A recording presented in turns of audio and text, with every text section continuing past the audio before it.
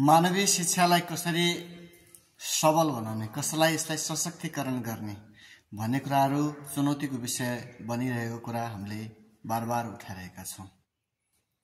हाम्रो लागि यो कम्फोर्ट जोनमा छैन, किनकि मानवीयतालाई हामीले कुल्चिएका छौं। कतै न कतै गहिरो सामाजिक सांस्कृतिक शिक्षाले यसलाई ढाकिदिएको छ। मनुष्यभित्रै मानवता त छ, तर त्यसलाई विकसित गर्नुपर्ने भएको हुनाले यो कम्फोर्ट जोनमा छैन, यो सर्टकटबाट आउनेवाला छैन। यसको लागि बहुत गहिरो मूल्यबोध गर्नुपर्ने छ र यसलाई आविष्कार गर्नुपर्ने आवश्यकता छ। यो आविष्कार गर्नको लागि पहिला त यसका तगाराहरू के हुन् त? किन मानवीय शिक्षा अथवा मानवीय मूल्यबोध केन्द्रमा आउन सकेन त?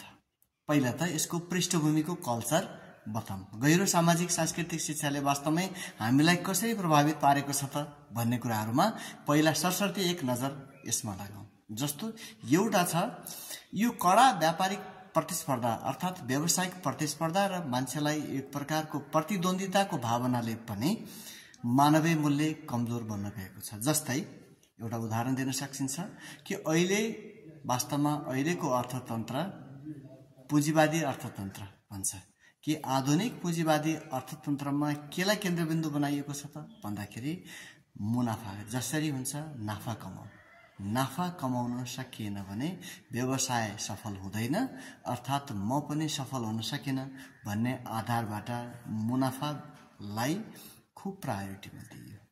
र साथसाथै जो अर्थनीतिहरू छन्, जो राज्यले अंगीकार गरेका नीतिहरू, उदारवादी नीतिहरूमा यो विशेष गरी निजीकरणको कुरा, अन्य उदारवादी आर्थिक नीतिको कुराहरू, र यसले पनि के गर्दियो त भन्दाखेरि मान्छेलाई कसरी हुन्छ प्रतिस्पर्धामा र नाफामा केन्द्रित बनाइदियो।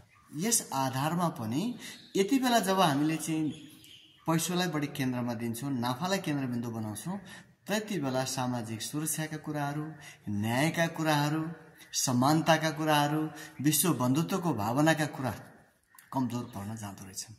दोस्रो छ भौतिकतालाई खुब जोड दिनु, अर्थात् उपभोक्तावादी संस्कारलाई जोड दिनु। जो भौतिक उपभोक्तावादी संस्कृति भन्नाले के बुझिन्छ भन्दाखेरि जो मान्छे वास्तवमा धनी छ, सुन्दर छ, सोशल स्ट्याटस छ, त्यो मान्छे रेस्पेक्टेड भइरहेको कारणले, अर्थात् समाजमा सामान्य रूपमा उसको ग्ल्यामर चलिराख्ने भावनाले सबैजनाको आकर्षण त्यतातिर बन्न गइरहेको छ।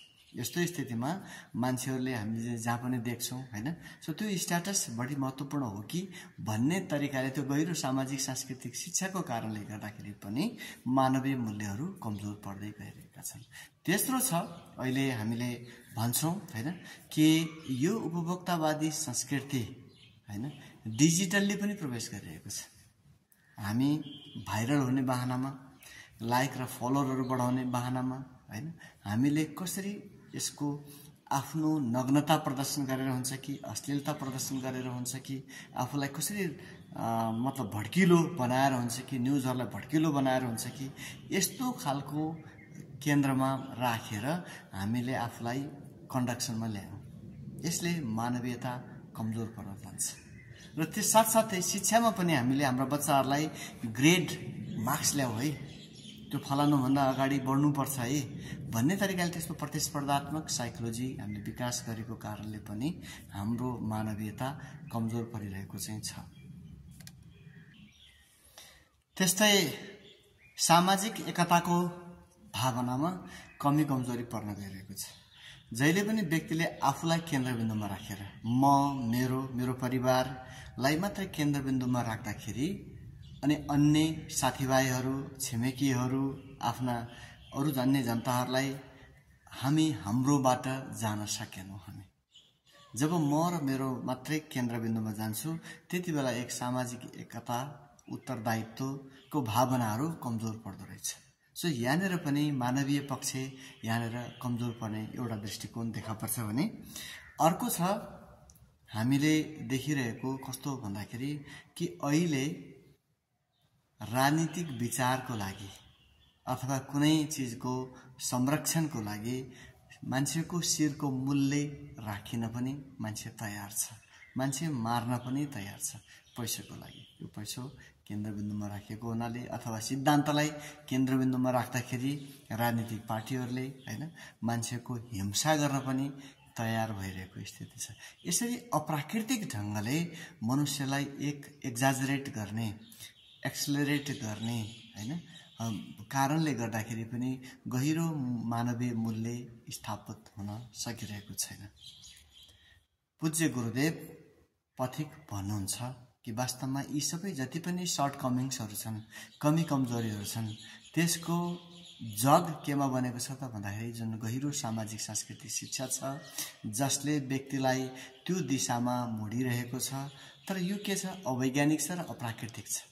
जबसम्म हामीले यसको अवैज्ञानिकता र अप्राकृतिक स्वरूपलाई देख्दैनौं तबसम्म हामीले मूल मानवीय मूल्यतालाई स्थापित गर्न सक्दैनौं।